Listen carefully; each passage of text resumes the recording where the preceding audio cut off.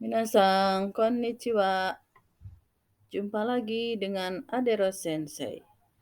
Pelajaran kita kali ini adalah mengenai huruf hiragana dan katakana. Pada kali ini betul-betul tema yang sangat panjang. Tapi saya berharap benar-benar akan memberikan semua materi yang memang terangkum dalam pelajaran hiragana dan katakana.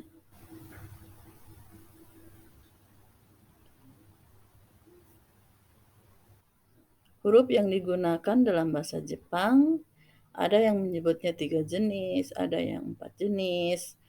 Ya, semuanya benar. Tetapi yang 4 jenis pun, yaitu hiragana, katakana, kanji, dan romaji, itu juga semuanya digunakan dalam bahasa Jepang. Hanya disesuaikan saja dengan kebutuhannya.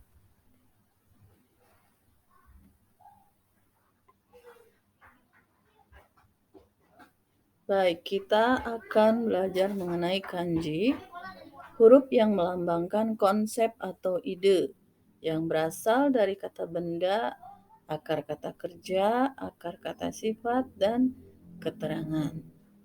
Setiap huruf kanji memiliki makna atau arti sendiri. Sebagai contohnya, kita bisa lihat pada slide keempat.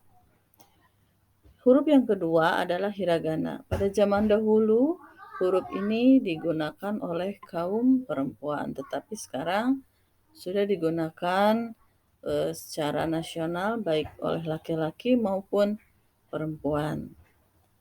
Huruf ini tercipta pada zaman Nara, zaman Heian. Bersamaan dengan diciptakannya huruf katakana yang saat itu hanya digunakan oleh laki-laki. Tapi sama dengan hiragana, dua-duanya sekarang bisa digunakan secara umum oleh baik laki-laki maupun perempuan.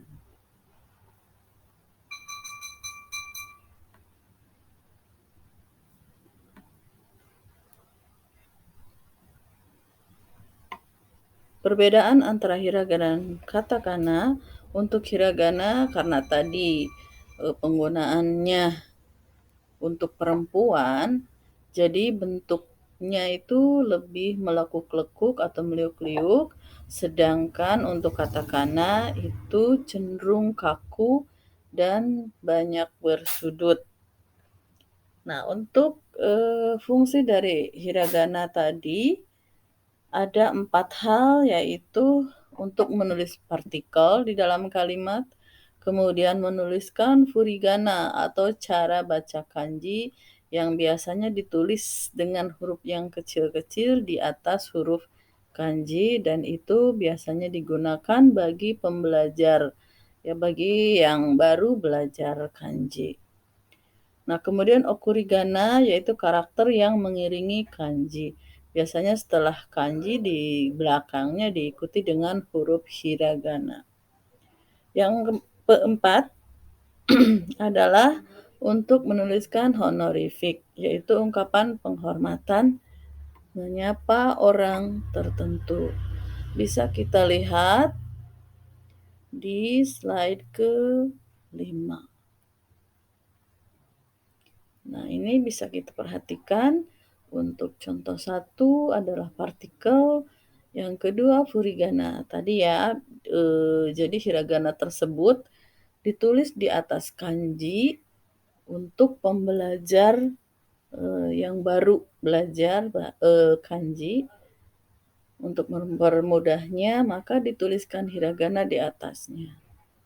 Nah, okurigana adalah hiragana yang dituliskan di belakang kanji. Honorific itu selalu di depan, yaitu o dan go. Biasanya ini untuk menghormati orang lain. Ya, contohnya onamae atau gokazoku dan lain-lain. katakana tadi sudah disampaikan bahwa dulunya ini adalah huruf laki-laki, tetapi fungsi dari katakana adalah untuk menuliskan kosakata dari bahasa asing atau kata-kata serapan. Misalnya nama orang yang bukan orang Jepang, kemudian menuliskan tempat yang bukan di Jepang, dan tadi kata serapan. Kebanyakan sih diambil dari bahasa Inggris. Makanya itu dituliskan dengan huruf katakana. Nah, untuk hiragana sendiri tadi tentu saja digunakan untuk menuliskan semua kata-kata yang dari bahasa Jepang. Itu hiragana ya. Untuk romaji tadi adalah alih aksara atau cara menulis bahasa Jepang atau huruf Jepang menggunakan abjad Latin.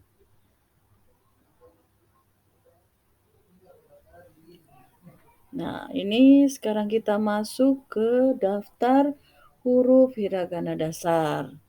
Huruf hiragana dasar itu benar-benar yang harus kita kuasai. Ya, terdiri dari 5 huruf vokal yang dibaca A, I, U, E, O. Tidak seperti bahasa Inggris A menjadi I atau E-nya 2 menjadi I, tidak. Jadi dibacanya A, I, U, E, O. E tidak dibaca E, hanya A, I, U, E, O saja. Kemudian satu konsonan atau huruf mati yaitu N.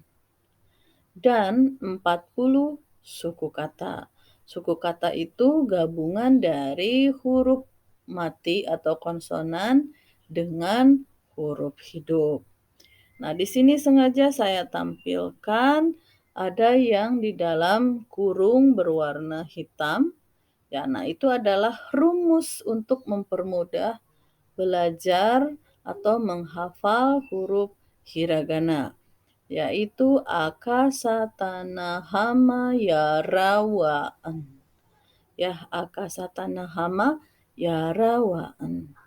Nah, untuk memudahkan menghafal dari rumus tadi, kalau langsung seluruhnya kita hafal itu kan pasti sangat sulit. Makanya diberikan penanda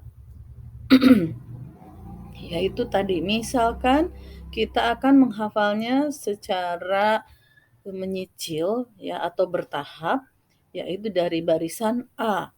Berarti A, I, U, E, O. Nah, setelah itu lancar, misalkan huruf A sudah tidak tertukar lagi dengan O, nah baru kita bisa pindah ke baris yang kedua, yaitu barisan K. Berarti teman-temannya adalah kakiku, keko. Itu juga sama, setelah hafal baru kita pindah ke baris berikutnya. Yang jelas kita sudah mengikuti urutan dari rumus tadi.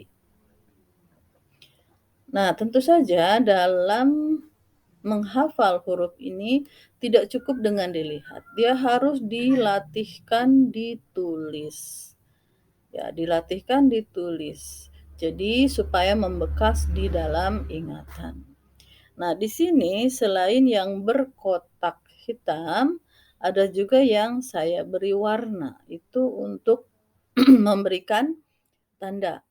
Ya, jadi ada perbedaan sedikit dari pengucapannya ya. Untuk barisan ketiga yaitu sa.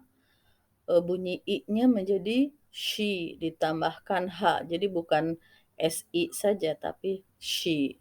Kemudian di barisan keempat tidak ada bunyi ti dan tu, tapi ci dan ce. Di baris keenam untuk bunyi barisan H itu di bagian hu tidak ada. Jadi bunyinya fu. Sengaja ini diberikan tanda ya. Nah, ini tadi dari 46 huruf ini yang benar-benar harus dikuasai. Kita lihat di sini ada yang kotak merah, ya di sampingnya itu dijelaskan bahwa ini adalah asal dari bunyi huruf dokuong, ya. Kemudian di barisan yang paling bawah itu bunyi asal hong dakuong. Untuk yang barisan H itu dipakai 2 kali, baik di barisan dokuong maupun di barisan hang dokuong. Untuk lebih jelasnya, kita lihat slide berikutnya. Nah, kita lihat ya, yang di bagian atas itu huruf asal.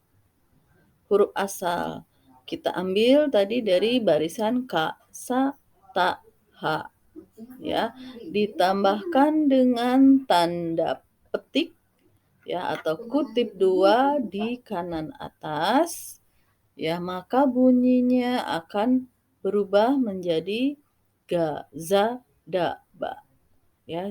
Ga, gi, gu, ge, go, za, ji, zu, ze, zo, da, ji, zu, de, do. Kemudian ba, bi, bu, be, bo. Tadi sudah saya jelaskan untuk barisan H dipakai 2 kali, baik di dokuong maupun di hang dokuong. Ya, nah untuk yang barisan H pertama diberikan tanda kutip.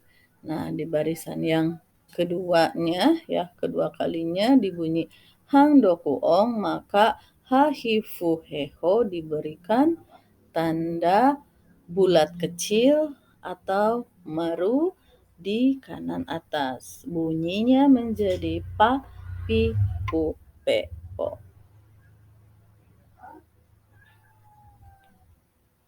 Nah, selanjutnya dari bunyi huruf dasar ditambah dengan atau digabungkan dengan bunyi dokuong dan hang dokuong, bisa dilihat di bagian kiri itu ada yang diberi kotak hijau, ya.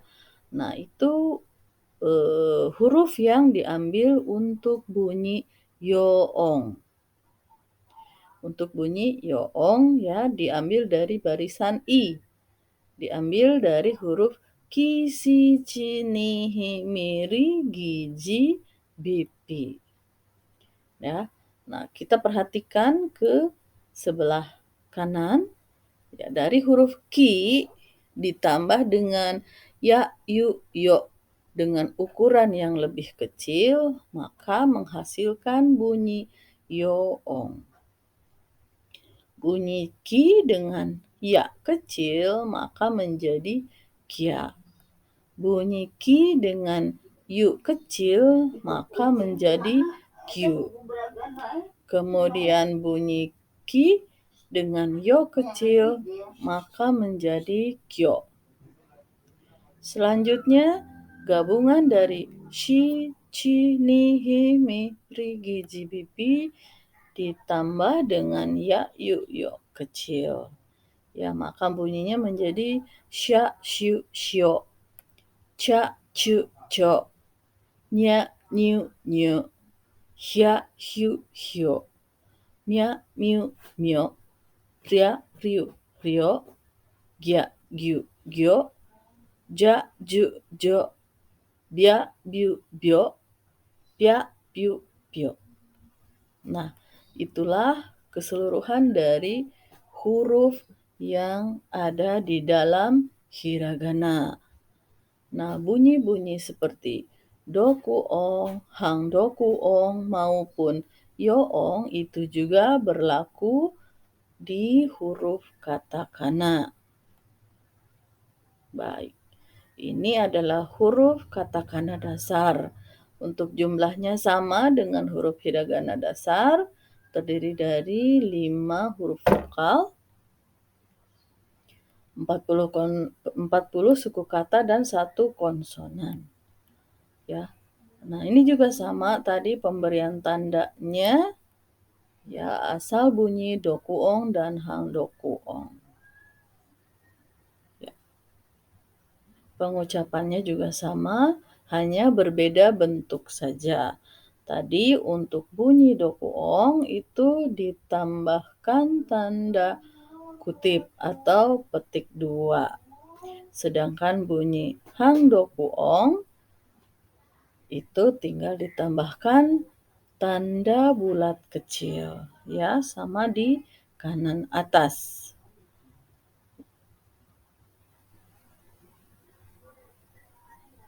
Nah, berikutnya perhatikan sama ya bunyi yoong.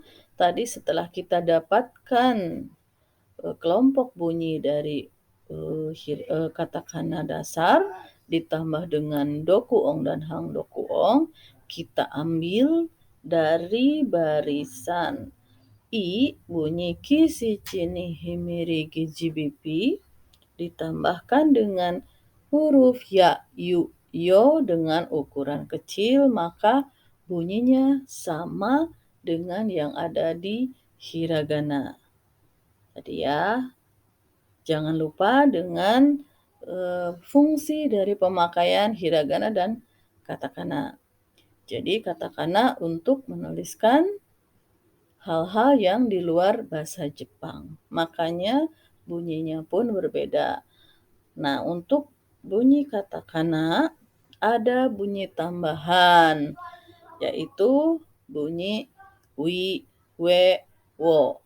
Kemudian kwa, ca, ce, ce, ti, fa, fi, fe, fo, di, du, fa, fi, fu, fe, fo. Ya, ini diciptakan untuk mendekatkan tadi dari huruf asing ya, karena huruf asing. Misalnya kita ingin menuliskan wiwi, maka itu dari huruf u besar ditambah dengan i kecil, wiwi. Kemudian kalau misalkan bunyinya didi ya, nah kita nyarinya di bunyi tambahan katakana. Bunyi ini hanya di katakana, ya, tidak berlaku di hiragana. Tetapi jika ingin mempermudah menghafal sih sah-sah saja ya. Tetapi yang jelas untuk bunyi tambahan hanya berlaku di katakana.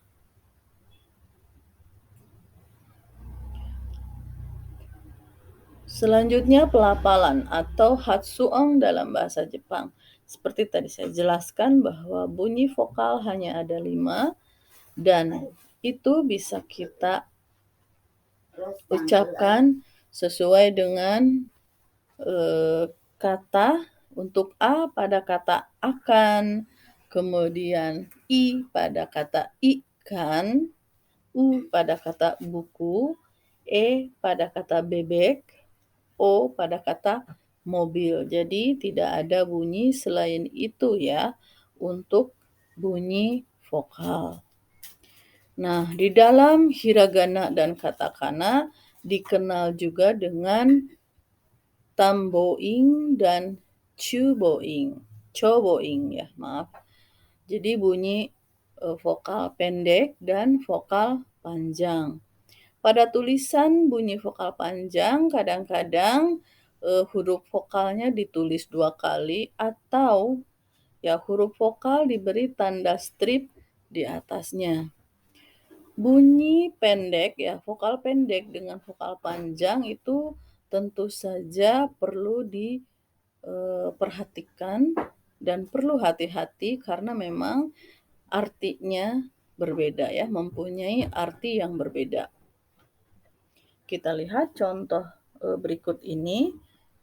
Kita teliti ya, kita cerna untuk vokal pendek dan vokal panjang. Contoh obasang, A-nya 1 dengan obasang, yaitu artinya berbeda.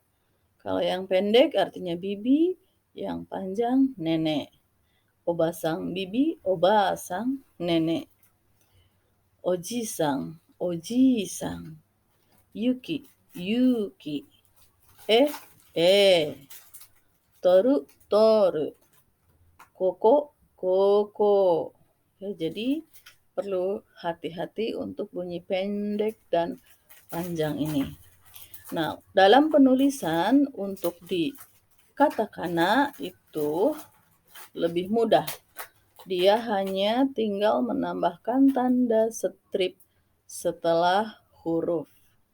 Nah, itu berfungsi untuk mendobelkan huruf vokal di depannya.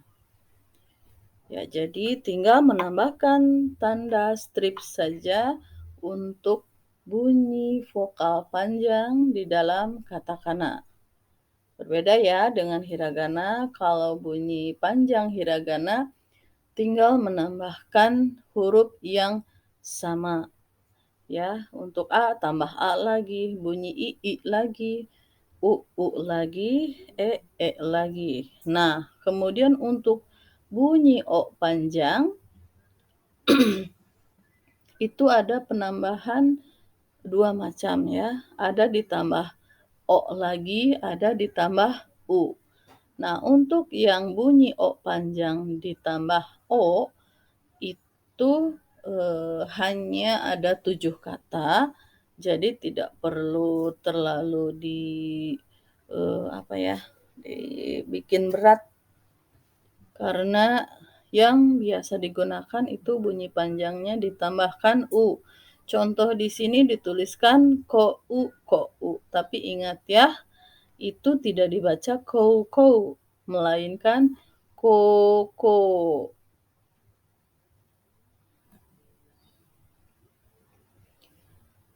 Selanjutnya sokuong atau bunyi konsonan rangkap.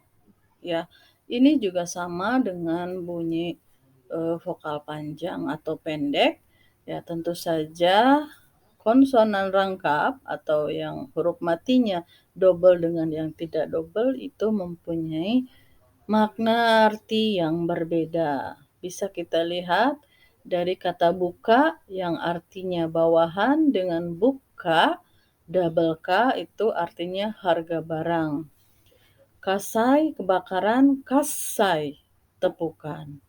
Nah, untuk P saya belum menemukan, jadi silahkan cari sendiri. Yang jelas di sini yang menjadi poin adalah huruf yang tidak double ya, dengan yang double itu mempunyai makna yang berbeda. Nah, ini berlaku juga di katakana ya.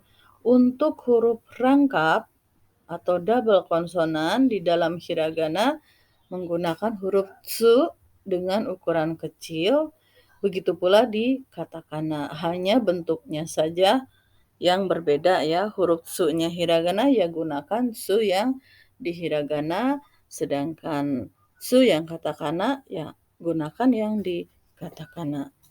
Untuk lebih jelasnya kita lihat contohnya, misalkan dari kata jaket ya, karena dia dari bahasa asing maka menggunakan huruf katakana menjadi jaket to ya. Nah, untuk double T-nya ditambahkan huruf tsu dengan ukuran lebih kecil ya, itu menggunakan tsu-nya katakana. Selanjutnya pelafalan huruf N. Pelafalan huruf N itu ada 3. Dibaca N, dibaca dan dibaca eng. Kapan dibaca masing-masing tadi ya? Dibaca N jika bertemu dengan huruf T, D, N, R. Contoh N dengan T ya, dibaca N. Unteng, unteng. Undo, undo. Sannensei, sannensei. Senro. Nah, itu dibaca N. Kemudian dibaca M ketika bertemu dengan huruf P, B, M. Contoh N ketemu dengan P ya, empitsu. Empitsu. Itu maaf kelebihan ya, ada huruf T-nya itu dihapus saja, harusnya ENPITSU. Enpitsu ditulisnya, dibacanya empitsu. Kemudian konban ya ditulisnya, dibacanya kombang. Kemudian unmei dibaca ummei. Ummei. Selanjutnya yang dibaca eng ya, jika n bertemu dengan huruf k, g, w atau di akhir kata. Contoh tenki. Tenki. O genki desu ka? Ya. Kemudian kengaku. Kengaku. Denwa. Denwa. Atau di akhir kata. Misalkan yong, sang, dan lain-lain. Nah, bagaimana kita cara mengubah bahasa asing dengan menggunakan katakana? Ini adalah syarat-syaratnya ya. Bagaimana? Karena kita kan kadang-kadang suka kesulitan gimana nih cara mengubahnya ke huruf katakana. Contohnya saat kita ingin menuliskan nama kita, tentu saja harus menggunakan huruf katakana. Kita ambil contoh di sini dari kata Kristina. Tertulisnya Cristina. Ya, tetapi ketika diubah ke katakana bukan apa yang tertulis, tetapi apa yang didengar dari ucapan nama tersebut. Ya, dibacanya adalah Kristina atau diucapannya Kristina. Di sini K dia berdiri sendiri. Ya, untuk semua huruf mati yang berdiri sendiri kecuali N itu ditambahkan U.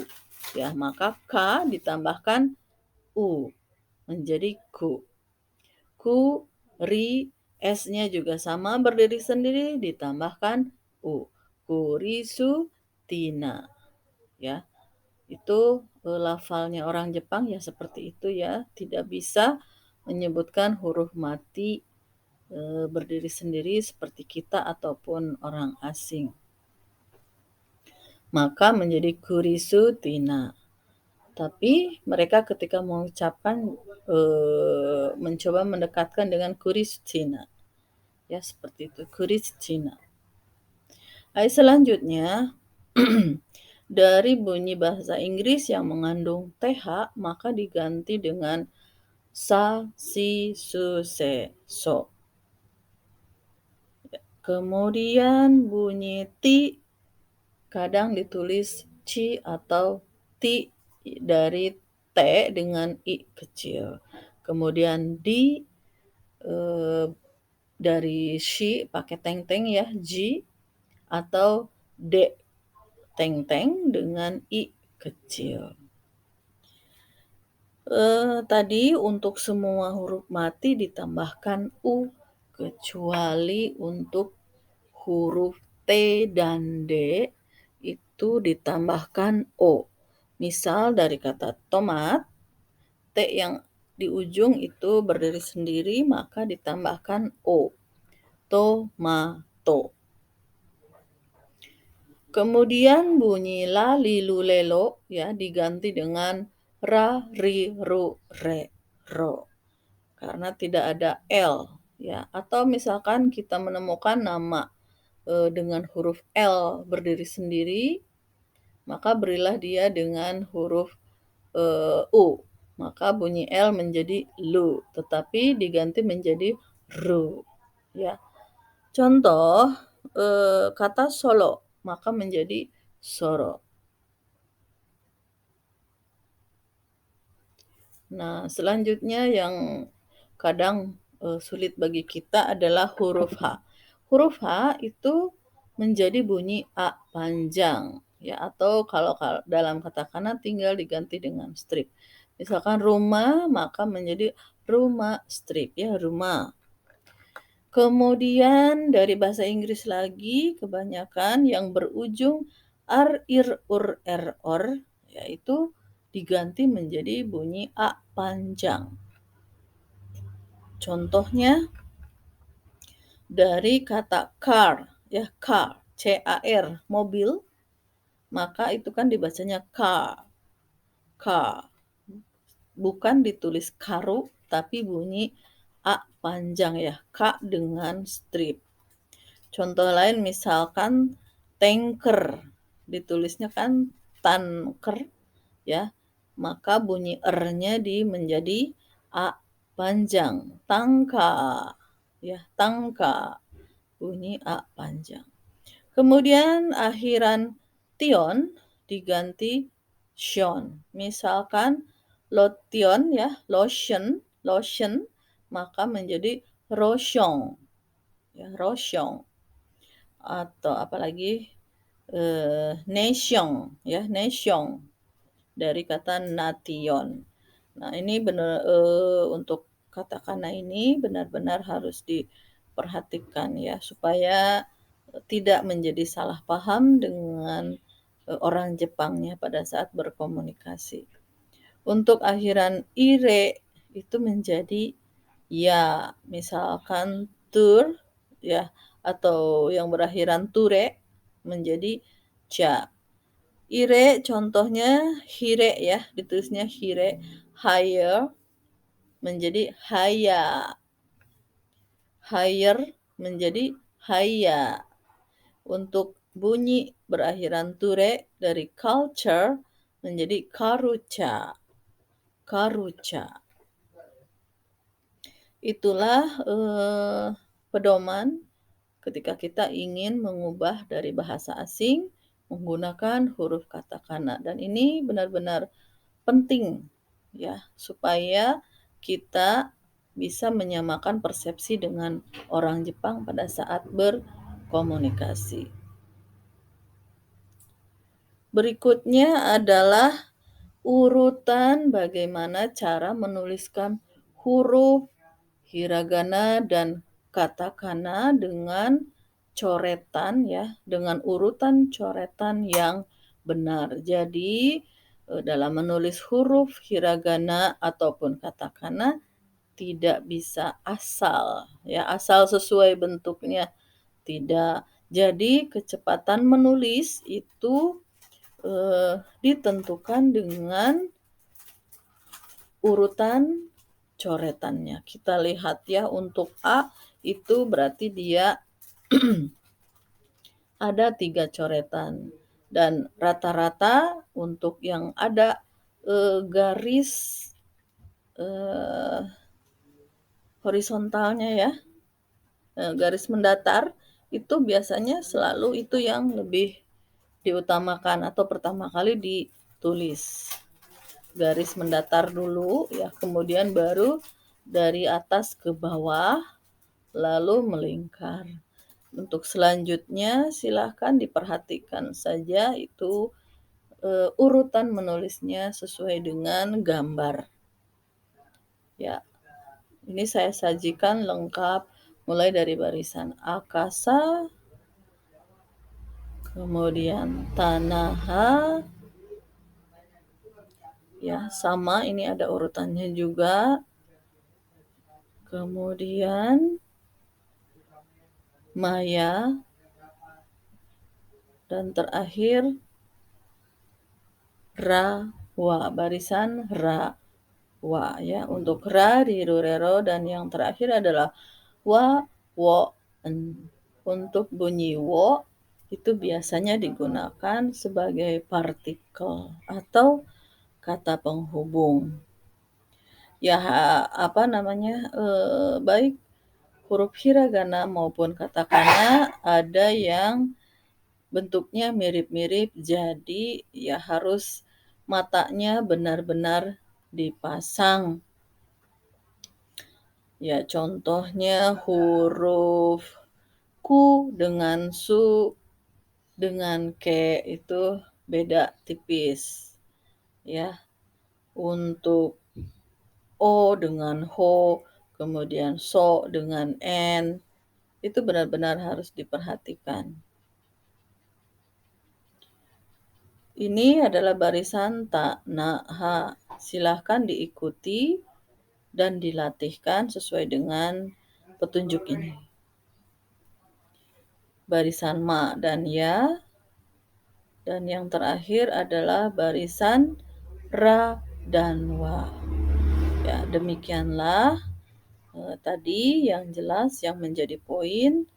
Kita harus ingat dulu atau menguasai bentuk dasarnya, huruf dasar tadi yang 46, karena bunyi berikutnya diambil dari bunyi yang 46.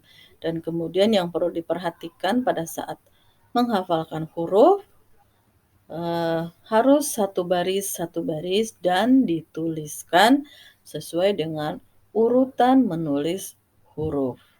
Dan jangan lupa fungsi dari masing-masing huruf, baik huruf hiragana maupun katakana.